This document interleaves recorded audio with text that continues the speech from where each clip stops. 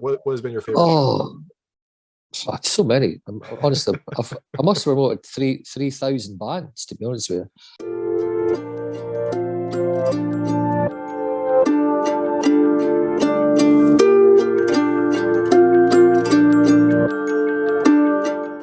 Hey everyone, this is David Stark from Watch Your Pass. Today I'm talking to Dave McLean, the co-writer, producer, and director of Schemers, which is also based on his life. It's coming to DVD and digital on March 29th, 2022. We're going to talk to him right now. And while you're watching, if you can like and subscribe to this channel, that would be fantastic. I'll spend a lot. Thank you. Awesome. So thanks so much for joining me. This is Dave McLean, the co-writer, director, and producer of Schemers, which is coming to DVD and digital on March 29th, 2022.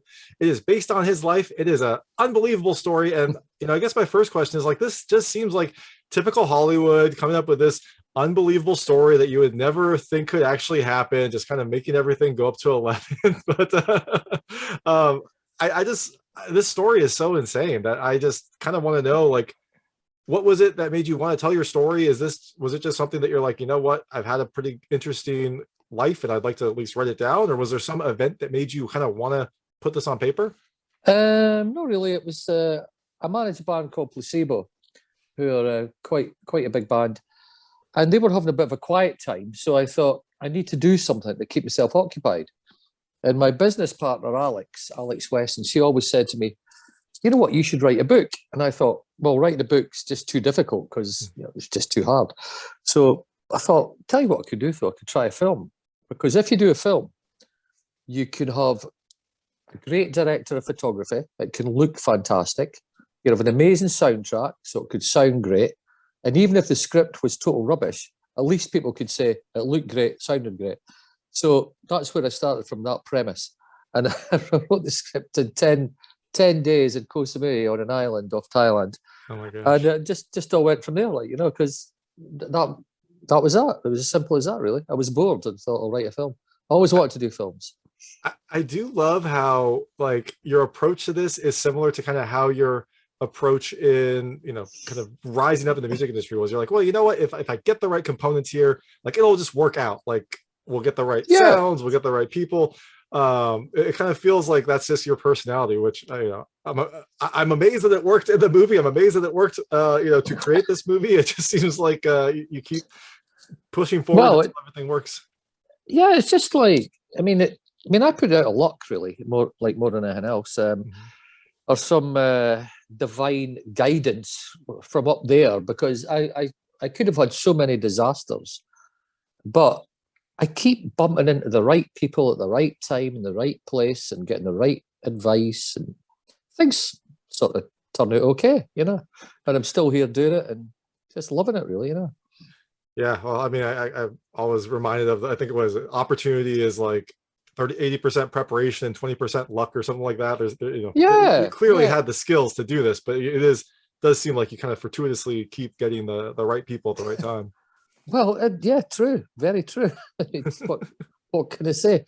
Even just now with my band Placebo that I manage, with Alex, my partner, Alex Weston, they've got a new album out and it's flying out. It's like midweek #1, like all over the place. Whether it's #1 at the end of the week, I don't know, but it's just, they've never had an album in 9 years. And here I am sitting in Dundee. I live in Bangkok, but I came to Dundee to see them. I went to Berlin last night in Germany, or a couple of nights ago, to see a few shows. And I think to myself, why am I so lucky? We're getting all the midweek charts, and you're #1 here, #1 here, #1 there. And you're ahead of Michael Bublé and Machine Gun Kelly and this and that. And I think, wow, okay, this is cool.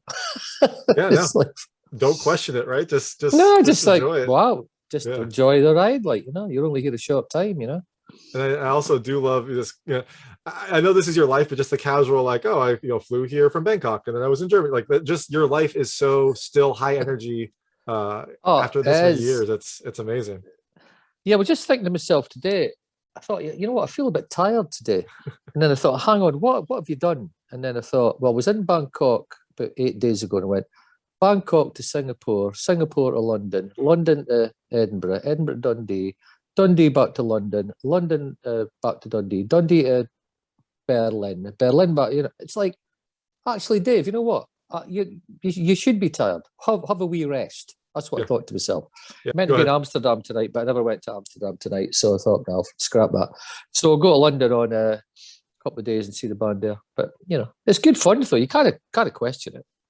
Yeah, enjoy. I mean, normal people that would make anyone tired. I'm tired. I was at home all weekend, so like I can't imagine your Yeah, your travels. but I kind of think of the alternative could be at my age. It could be have an allotment, a little garden, growing carrots and cucumbers or something, right? And go down there every Saturday and Sunday and think it was the highlight of your week or something, which it maybe is. Or you could be playing carpet bowls or I don't know, any stuff like that. But I just love jumping on the plane, going wherever, knowing that I've got my passport, I could do business any place. And I'm so lucky, blessed really. I could go any place and do business and just have a bit of fun. Have a laugh. That's it. And enjoy it. Like you always have the chance to like retire into a small cottage and have a garden. But while you're enjoying it, just keep doing it. No, that's definitely not on my wish list. That is not on my wish list to be growing carrots out in the garden here. And we have a nice garden actually, but minus the carrots, So this movie is based on your life. My first question is like, there was so much going on. How did you remember any of this? Like, I can't. There's so many pieces of it. Well, that's it. I think one of my redeeming features is I've never done any drugs or anything like that. But I've worked with loads of bands whose singers have passed away. Lots of them. And I've never really been into drugs or anything, so I think I've just got a good memory. And I wouldn't say photographic, but I can remember ridiculous details of things when I was 6 or something, crazy things like that. Yeah. So when it came to writing a script for a film, it's not really hard because all you're basically doing is like, oh, remember that time there, oh, remember that time there. And you just like write it down as you remember it. So that's really easy. But see if you were like doing some science fiction thing and you had to make up a story. I could never make up, I could make up a story, it'd be rubbish though. So I just do, oh, that's what happened. He said that, she said that. I don't think a made up story would have been as crazy as this. Yeah, but that makes perfect sense, right? You're just remembering, like it's easy to kind of recall that. It'd be tougher to kind of like wholly create a new independent life. So yeah, for sure. Yeah, exactly. Yeah. And one thing that kind of struck me about this film is like, I'm sure there's some sugarcoating because it's obviously like you telling your story, but your character doesn't come off as like in the greatest light. Like it seems like an honest retelling of your initial you're like your initial days and time in this industry. So I guess how important was that for you to like retell it accurately and retell it kind of so that your character doesn't come through as like this genius shining light person? No, because I wasn't a genius shining light person. I was absolutely terrible. In fact, I had lunch with the Iron Maiden management guys in London last week, and we were reminding ourselves of how bad I was at the gig, and this is 40 years later. It's still the same manager they've got and all that. So we were in the Cadogan Arms. I can recommend it on the King's Road if you ever want to go there. And we were talking about the movie and how it's actually great with them because they gave me the footage of their concert at the Rainbow in London for nothing. Nice. Oh, wow. And when I was doing all the other bands, like obviously I had to pay for soundtracks and this, that, and the next thing, but they gave me everything for nothing as long as I bought them lunch. That was it. But I had to wait 3 years till I bought them lunch because of the COVID thing. So anyhow, we had a good laugh. But no, I was as hopeless as that. I never read the contract. I never had any crew. I never had any catering. I never did any advertising until the day before the gig. My dad said to me, "Hey, son, you've got 200 posters in the cupboard in the bedroom for Iron Maiden. Are you going to put them up?" I went, well, I suppose I should do. He says, well, the gig's in 2 days or something. I went, okay, can you help me? So me and my dad went out all over Dundee putting the posters up. It was literally ridiculous. You know what I mean? Yeah. And the day of the show, we'd only sold 200 tickets the day of the show. And it's a 2,200 capacity venue. So I was having nightmares about how embarrassed I'm going to be. So I took the band to a pub, had a few drinks, all that sort of stuff. How's the tickets going? Awesome, fantastic, brilliant. It's going to be a great night, lads. Don't worry about it, superb. And went back to the venue, and the queue was like way around the block. So wherever they came from, God knows. But we ended up doing about 1,300 walk up on the door, plus the 200 or 300 advance, did about 1,600, looked great. And it was like, well, there you go. Yeah, and you got to think like different time, right? Like that was before, definitely before internet, maybe even before like phone sales were common. So yeah, people would just show up the day of. Word of mouth. Yeah. I mean, it was like totally word of mouth. But like we had all these buses arriving from like, well, you'll never sort of know these places, but they're in Scotland, small places like Brecon, Stonehaven, Aberdeen, Pitlochry, Inverness, St Andrews. So just coaches were arriving with these guys with cardboard guitars, guitar cutouts. I mean, seriously, and they were playing air guitar all through the show. It was fantastic to see that. Never seen that before in my life.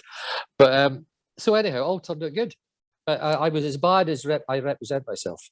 That's not awesome. Worse. Yeah, and I'm glad that like you're still you're still friendly and working with Iron Maiden, and that they remember you. Like it was such a memorable experience for them that it's stuck in their heads. they certainly remember me because that was their first album and it went at number 4 that day.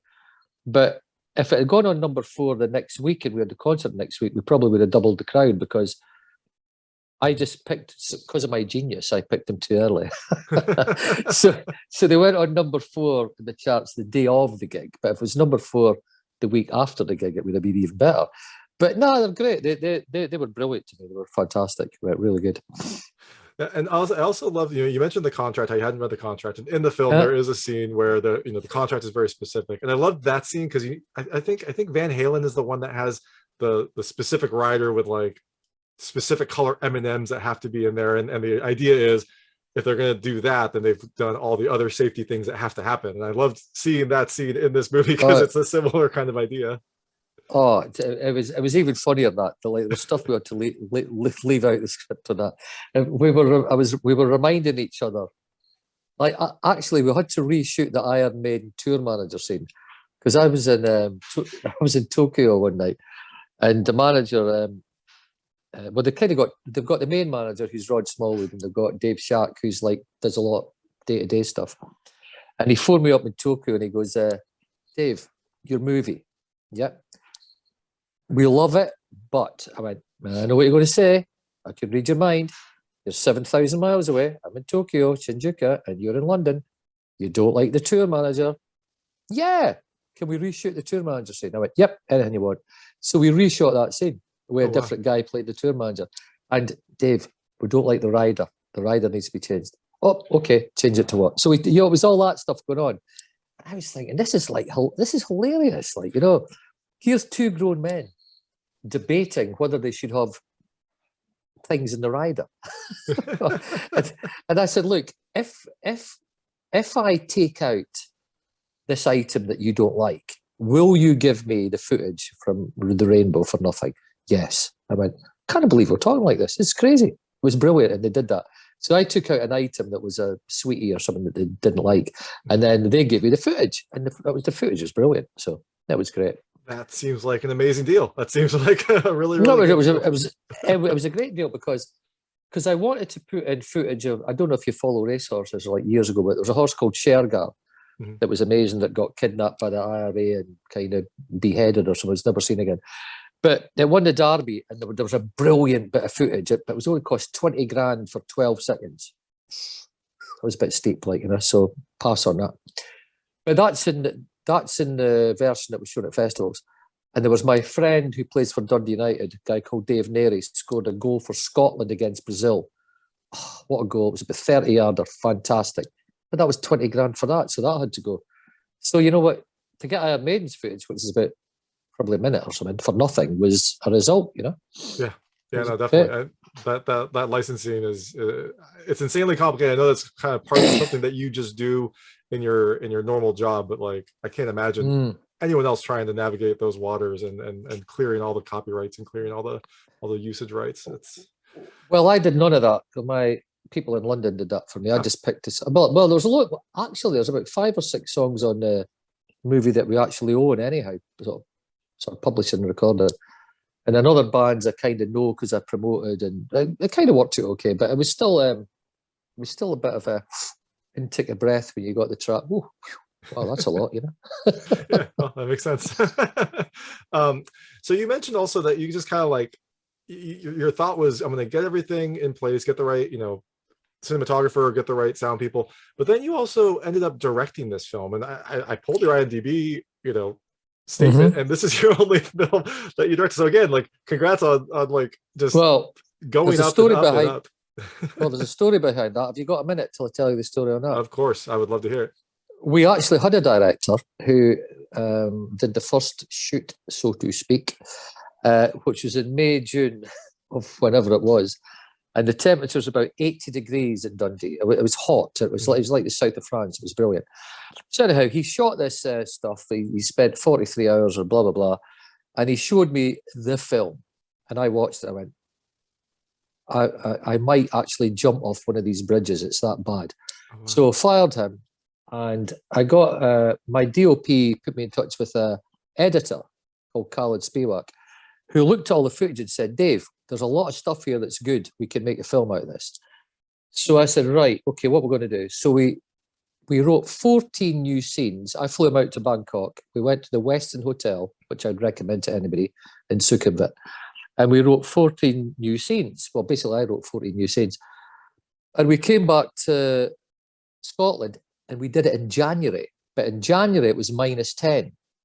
So you're going from 80 degrees to -10. But on the plus side, it was very, very sunny, right? So when the actors were away to do their shots, they were in cars with hot water bottles and hats on and rugs and all that. Then they'd come out and do the shots. So it looks like it was the same period. So I did the second shoot. And then, so that's the way it worked. So that was my baptism of fire. Oh, wow. Yeah, I just had to do it myself because it was a bollocks like the first time. Yeah, but also, I mean, difficult conditions to do. Like, directing is difficult anyways, but then now you have to contend with like trying to keep the same look when it's a very, very different temperature. Ugh. Yeah. Plus there was, I got a phone call because I went back to Bangkok, and on the third shoot, Khaled did there was a day Khaled Spivak, the editor guy, had to do the final shoot for the Iron Maiden reshoot scene, right? It sounds like, I mean, it does sound mad. The whole thing's mad. And he phoned me up in Bangkok. He went, disaster. I says, what? He says, Conor, Conor who plays Dave, we've got to reshoot the Iron Maiden scene, and we can't find a Harrington jacket. He wears a Harrington jacket, which is a zip-up black jacket. I says, so what? He says, continuity. I went, well, he took the jacket off. Well, you can't do that. We need continuity. So I phoned my brother, and my brother goes, I can get a jacket from my mate Kevin. So he phones up Kevin, who jumps to the Caird Hall in Dundee with a Carrington jacket just in time for the shoot. So it was brilliant. It was just fun. I just love that. Like, it seems like this movie is just an encapsulation of you and like how you lived your life. It's amazing. Well, that's what happened. I mean, but here's me in Bangkok, and I get this call saying, emergency. You think, what's going wrong? What's going wrong? And it's all about a jacket. Yeah. You know what I mean? If that's an emergency, well, okay, we can deal with that. You know what I mean?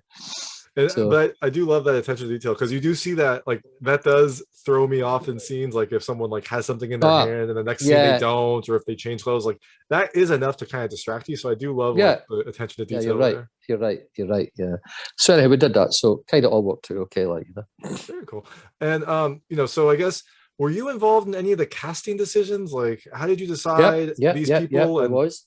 Did they actually look like, your friends and people that you knew growing up? Well, John, the guy that plays John, Arthur, what is the guy? Grant. Yeah, Grant. He's really good. He actually looks a bit like John. I took a bit of poetic license with Conor, because he's really good looking. I thought he can play me. But that was maybe. I was curious about that. I was kind of stretching the kind of bounds of possibility there. And the guy that played Scott looks nothing like Scott, but was a great actor. So, and Tara Lee was the exact image of my girlfriend at the time when it's all set around. But the way I got Tara was I was stuck in a traffic jam in Bangkok, which there was quite a lot of them. And I'd got Netflix, and I downloaded this thing called The Fall. which starred the guy from 50 Shades of Blue or Black or Green or whatever it was, which I've never watched. But anyway, so he was in it. And then this blonde girl came in, she's about 19, 20. I went, wow, that could be Shona. So I waited till the end, saw the credits, saw her name, got in touch with the agent. He got in touch with her. She said she loved it. I flew to London the next day, met her, St Martin's Lane Hotel, over a peppermint tea and biscuit, and sealed the deal. There you go. That's what happened with her. And then various other characters were cast in the same slipshod fashion. That's, hey, you know what? But it worked, right? And I was happy to see Tara in the film as well. She was in an earlier film that was released digitally by Gravitas called The Racer, and she played a nurse there. And I liked her there. She's bloody good, man. Yeah, she's a trooper. She's a great girl. We manage her for music as well, and she's a great singer, writer, all that sort of stuff. Fun girl, brilliant, like, you know. And a triple threat too, right? So a triple what? A triple threat too. Oh yeah. Dance, sing. Yeah, that's what she's got the whole thing. She actually phoned me up when she was doing a shoot, one of the scenes, and she said, "Dave," I went, "What?" "Shona wouldn't do that." Oh. I went, "Well, she did, but no, she wouldn't." I went, "Okay, she never did." I thought it was really funny. It was just like hilarious. I remember I was sitting, okay, fair enough. Well, Okay. I was curious about her character because there was another movie I watched that was like based on someone's life, and they actually like inserted a girlfriend into the story that wasn't there to give it more drama. So this seemed like she was more naturally involved in the overall story. But yeah, I was curious as well if she actually existed. But it sounds, I mean, she did. She looked just like Tara.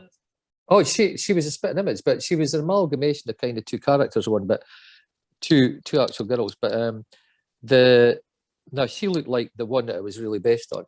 But and that is the whole reason I got into the music business, really, just to impress a girl. That's true. Just that was it.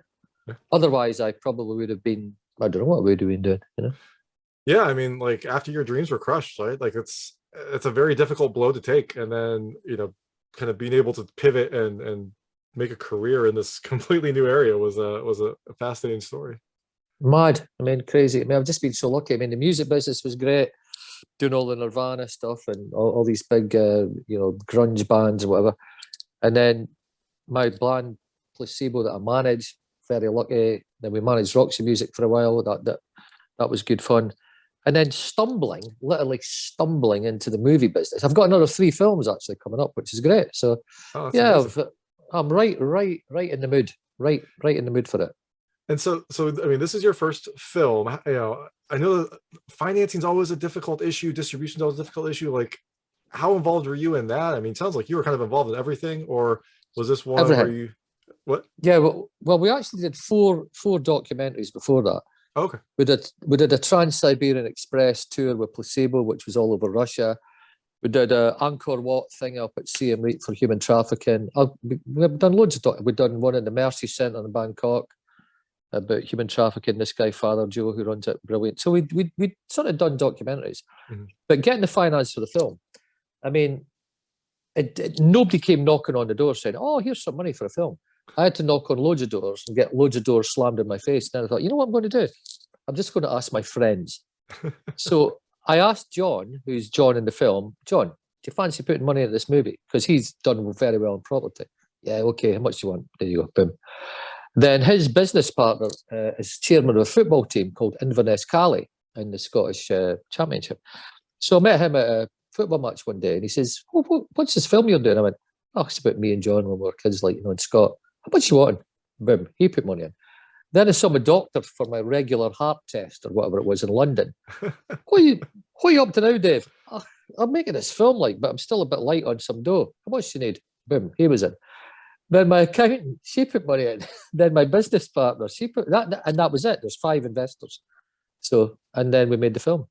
I do love that you could also make a making of Schemers, which not a scheme, but still kind of a similar feel to how Schemers came about. Right? You just it's just crazy the way it came about. But of course, it's not all kind of plain sailing, because the budget we had was for the shoot, which was the first 6 weeks.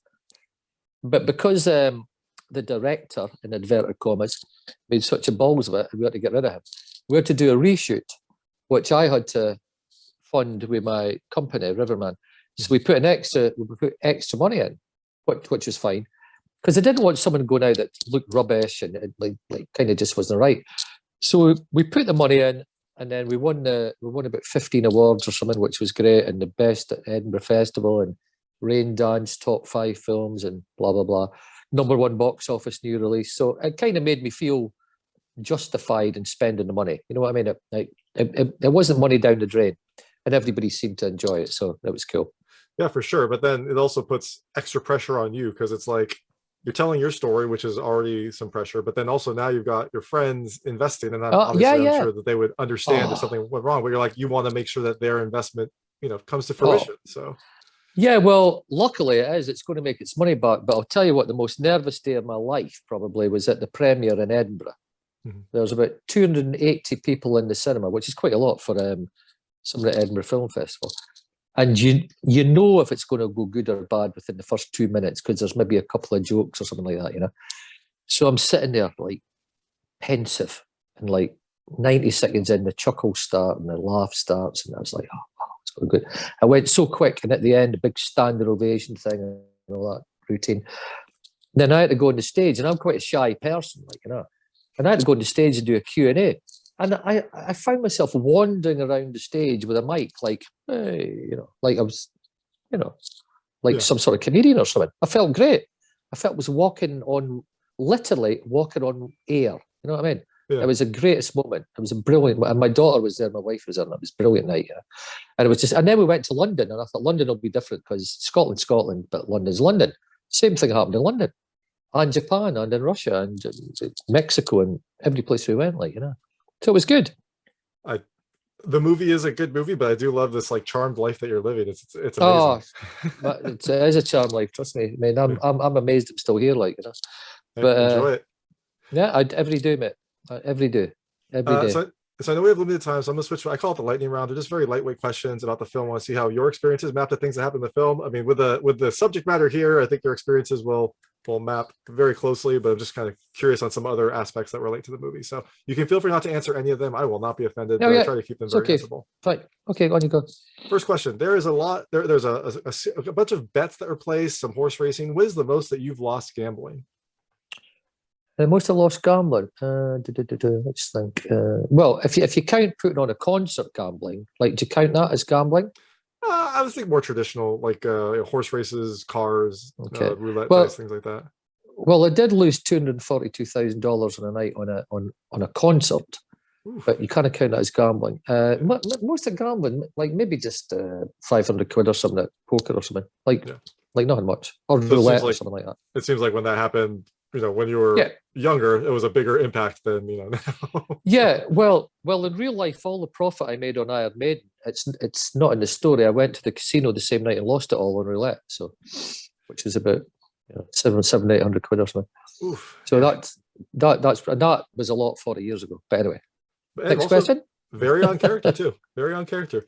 What is, I don't know, like the biggest disaster, I'll call it, like the biggest thing that looked like it was going to be disaster that ended up actually working out well? I mean, it could be the Iron Maiden concert in the movie, but is there anything else that comes to mind?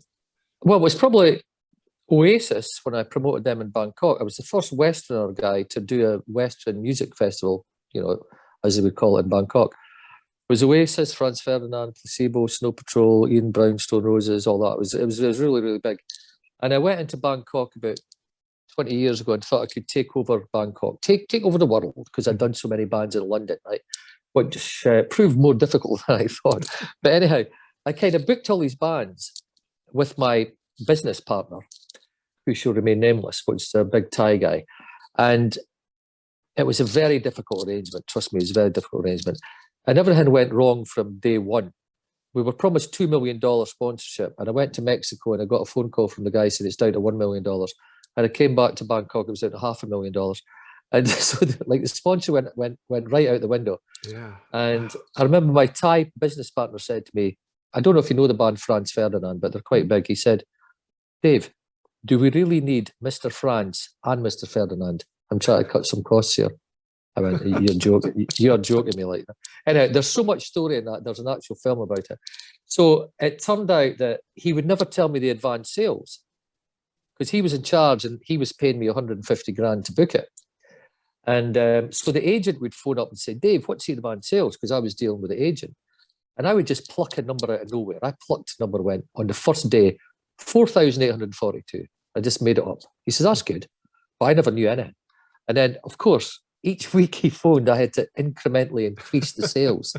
6,326, 8,442. Yeah, and until I was saying crazy numbers like, just like 5 days ago, 18,066. Right? But I never had any idea what the crowd was. No idea, right? Not a clue, because they wouldn't tell me. And then I went to the gig on the day and I was thinking, who's going to be here? Is there going to be anybody there? So the car came into the backstage and I went onto the stage to look out and it was packed. There was loads, but it was about 25,000. It was like, oh. So that was like a narrow escape. that sounds like a stressful situation. Yeah. It was so funny just making up the numbers. Like, you know, I thought, why did I say that? Why did I start with that number? Well, then remembering week on week, like how much you had said before to come up with a plausible incremental. I know, you just take notes of the numbers that you've said before. Like, yeah, it's going no bad. Yeah, it's going good. Picking up, looking good. Like, you know. That's awesome. So when you're, you know, I don't know, as either a promoter or as a attendee, do you prefer small venues or large venues, or maybe they each have their pluses and minuses? Well, funnily enough, I was at a gig in Berlin with Placebo that night, which was a small venue for them. It's 2,000. It was just like a record promo release album launch thing.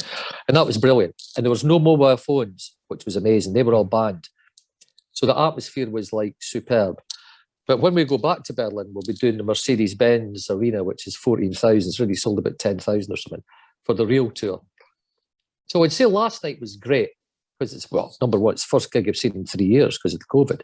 Mm-hmm. But obviously for money, arenas are better. And then festivals are even better because you get more money. So if it was all about the money, you want the big, big money. But if it was all about the atmosphere, you want the smaller thing, you know what I mean? Because the smaller thing is just brilliant, you know. It's great. Yeah, for sure. I think I'm the same way. I think I prefer the smaller venues because you get a more intimate feel and that's what it's about, like the intimate connection, all that. Yeah. But the more intimate connection with your bank account is certainly with the arenas or the festivals, unfortunately. That's it. Well, you know what? You gotta survive, right? You gotta eat. So, you gotta be honest. What is the biggest band that you booked before they were big? Nirvana, £50. That's wow. That is and the last offer I gave them was £500,000 to play a festival, which they were going to. What was going to not a festival. It was going to be their gig, and it was going to be Nirvana, and Kurt always he wanted Bjorn Borg on. Is it no? Sorry, is that no Bjork? Bjork, yeah. Oh no, yeah, Bjork, and then he always loved ABBA, and he wanted an ABBA tribute band third on the bill, and it was going to be Bjorn again. So that was going to be the bill. So it went from £50 in 1988 to £500,000. Or no, maybe 1989 to 1992, something like that. So it went up quite a bit. So yeah, that's some inflation. That's kind of the inflation we're dealing with right now. So yeah, there you go. Is there an act that you wish you could have seen but never did? I don't know if it's either like someone from the past or maybe someone that like was in your area but you just weren't able to make it out to see them. I've kind of seen every band I wanted to see, really. Saw the Stones and all that when they started out. That was the first gig I saw the Rolling Stones. I don't know, maybe I've not seen Fleetwood Mac yet. I like Fleetwood Mac. I think they're great, and they're still going. I'd like to see them. Creedence Clearwater Revival would have been great. You know, Jimi Hendrix would have been great. Yeah. Cream would have been great. There was loads that would have been great. But I mean, I've been lucky. I've seen loads of bands. So yeah, I imagine that's a very small list of bands that you actually haven't seen. Fleetwood Mac is that would be a great one. That's awesome. Yeah. That's definitely on my list, and I think they definitely still tour. So that's it. Just the question is who's in the band now, right? Like it seems like it's who's in the band. Yeah, I mean, like as long as you've got one there, you know, I think you're doing okay. But when you've got nobody in the original band, then you're struggling. You know, then you're struggling. Might as well just be a cover band at that point, right?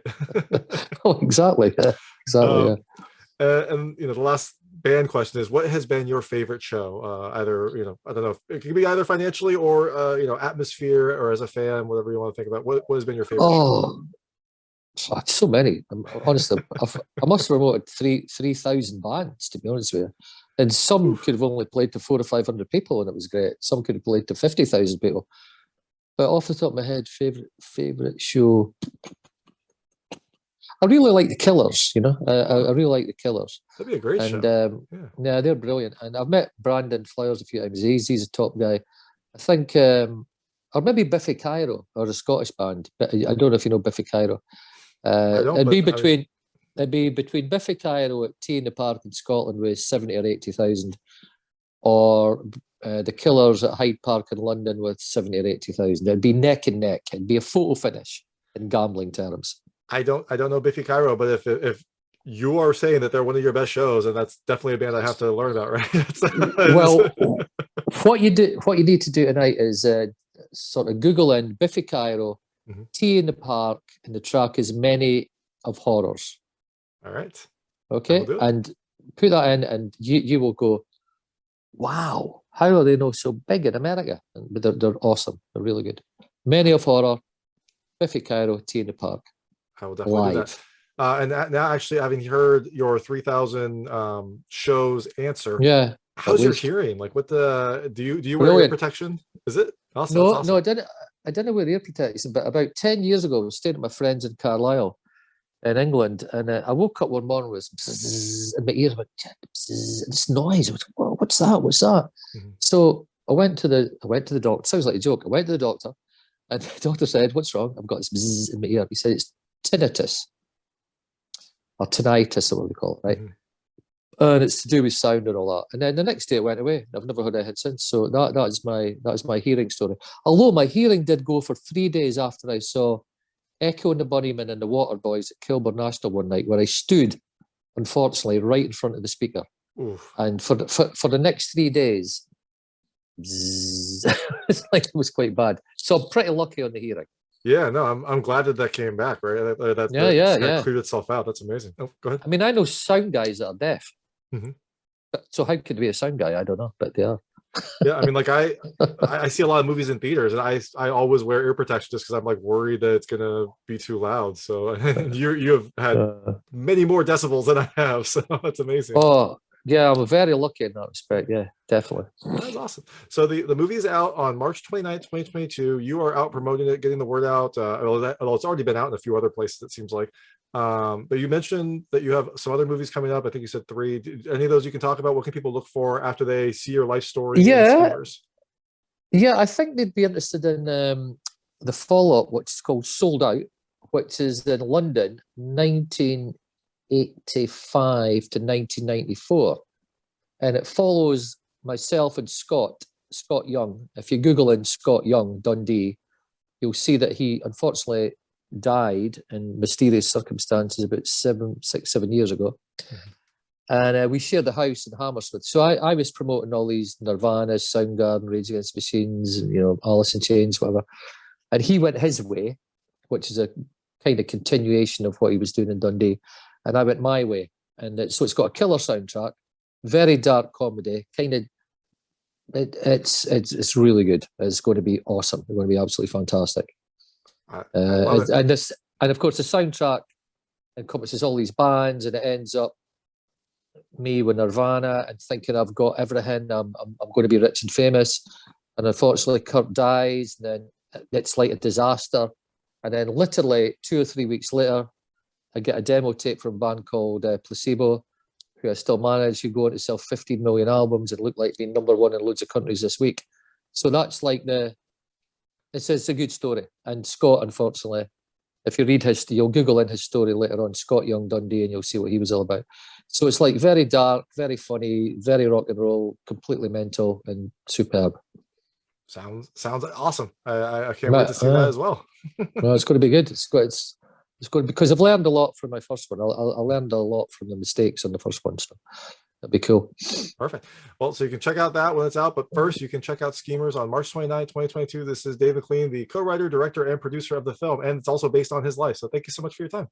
That was Dave McLean, the co-writer, director, and producer of Schemers, which is also based on his life and is coming to DVD and digital on March 29, 2022. It's a high-stress, fake-it-till-you-make-it movie, and it's a fascinating story. If you like this interview, please like and subscribe to this channel. It helps me out a lot. Make sure all my new content goes straight to you. Please check out my other content. I've got other interviews, reviews, unboxing videos, and recommendations. Thank you.